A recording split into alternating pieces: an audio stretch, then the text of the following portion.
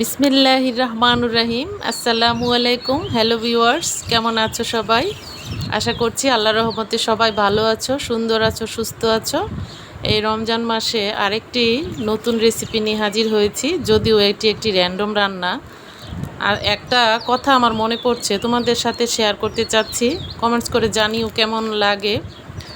আমি একদিন ক্লাস 5-এ বাচ্চাদের জিজ্ঞেস করতেছিলাম যে তোমরা বড় হয়ে কে কী হতে চাও। তো সবাই ডাক্তার, ইঞ্জিনিয়ার, এক একজন এক একটা হতে চায়।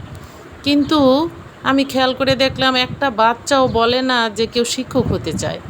তখন আমার এত মন খারাপ হয়েছে। আমি ওদেরকে বললাম যে কেউ তো টিচার হতে চাচ্ছ না। তখন আমার খুব খারাপ লেগেছে। তো আমার চেহারা দেখে একটা মেয়ে, আমাদের রুল ছিল 2, ওর নাম ছিল সম্ভবত দোহা। এই মেয়েটা এখন ঢাকা ভার্সিটিতে পড়াশোনা করে। ও দাঁড়িয়ে বলছে, ম্যাডাম আমি টিচার হতে চাই। তো আমি বললাম, তুমি আমাকে খুশি করতে গিয়ে কথাটা বলেছো। আচ্ছা যাই হোক, রান্নায় চলে আসলাম। আজকে এমন একটি রেসিপি শেয়ার করব যেটার গন্ধ শুনলে যারা অপছন্দ করে তারা দৌড়ে পালাবে, আর যারা পছন্দ করে তাদের তো কথাই নেই, তারা চেটেপুটে খাবে। আমি আজকে শেয়ার করছি সামুদ্রিক পোয়া মাছের শুটকি। কুয়াকাটা থেকে এনেছিলাম বিশাল বড় পোয়া মাছ। এই পোয়া মাছটা কেটে ধুয়ে নিয়েছি, গরম পানি দিয়ে ভিজিয়ে রেখেছিলাম অনেকক্ষণ। এখন আমি এটা তেলে ভেজে নিব আগে। এক একজনের শুটকি রান্নার স্টাইল এক এক রকম। আমি খুব একটা ট্রাই করি না শুটকি, যেহেতু সাহেব পছন্দ করেন না। আমি একাই এই শুটকি পছন্দ করি। এই যে দিয়ে দিচ্ছি, তেলের মধ্যে ভালো করে ভেজে নিব।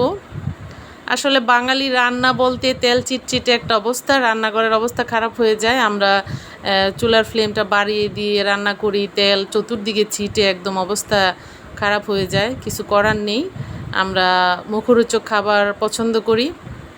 বাঙালিরা রান্নাঘরের অবস্থা একটু খারাপই থাকে। যদি যারা শৌখিন মানুষ তারা হয়তো সুন্দর করে গুছিয়ে রাখেন, তবে আমি যতটুকু সময় পাই করি, কিন্তু তেমন একটা সময় পাই না। আচ্ছা যাই হোক, আমি গরম পানি দিয়ে এত সুন্দর করে ধুয়েছি, শুটকিগুলো ভিজিয়ে রেখেছি, একদম ক্ষয়ে যাচ্ছে। শুটকিগুলো ভাজতে ভাজতে ক্ষয়ে যাবে। দেখতে পাচ্ছ ভালো করে ভেজে নিচ্ছি। এমন গন্ধ বেরোবে যে কেউ, যারা পছন্দ করে না তারা ঘর থেকে বের হয়ে যাবে আর কি, এমন একটা অবস্থা। এই যে দেখতে পাচ্ছ তেল দিয়ে শুটকিগুলো ভালো করে ভেজে নিচ্ছি। এটা খুব সাধারণ একটি রান্না, আর যারা যারা শুটকি পছন্দ করো তাদের তো কোনো কথা নেই, তারা যে কোনো শুটকি হলেই হলো। আমি দিয়ে দিচ্ছি রসুন বাটা। যারা নতুন আছো চ্যানেলটাকে সাবস্ক্রাইব করে পাশে থেকো প্লিজ, আর একটা লাইক দিয়ে দিও। ভিডিওটা কেমন লেগেছে অবশ্যই কমেন্টস করে জানাতে ভুলো না।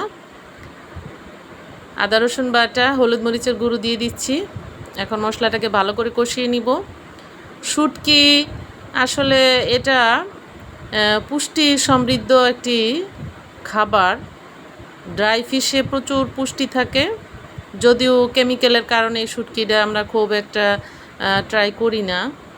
অনেক ধুতে হয় ভালো করে, আর একটাতে ভেজাল থাকার কারণে হয়তো অনেকে পছন্দও করেন না তেমন একটা।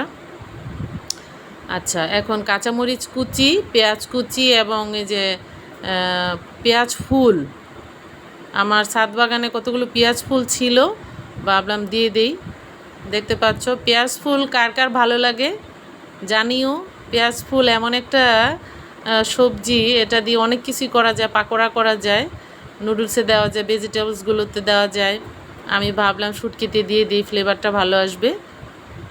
আর রসুন দিয়ে, রসুন পেঁয়াজ বেশি দিয়ে শুটকিটা রান্না করতে হয়। শুটকি রেসিপিতে রসুন পেঁয়াজ মশলা একটু বেশি লাগে।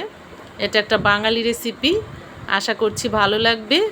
যারা যারা শুটকি পছন্দ করো তারা অবশ্যই পছন্দ করবে এবং একটি কমেন্টস করবে। এই যে দেখতে পাচ্ছ মশলা কষানো হয়ে গেছে, আমি সামান্য পানি দিয়ে দিচ্ছি। এই পানিটা একদম শুকিয়ে যাবে, মাখা মাখা হয়ে যাবে। আমি যে শুরুতে গল্পটা বলেছিলাম কেমন লেগেছে জানিও। এটা গল্প না ঠিক, এটা আমার একদিনের ঘটনা শেয়ার করলাম তোমাদের সাথে। সবাই ভালো থেকো, সুস্থ থেকো, সুন্দর থেকো। আল্লাহ হাফেজ।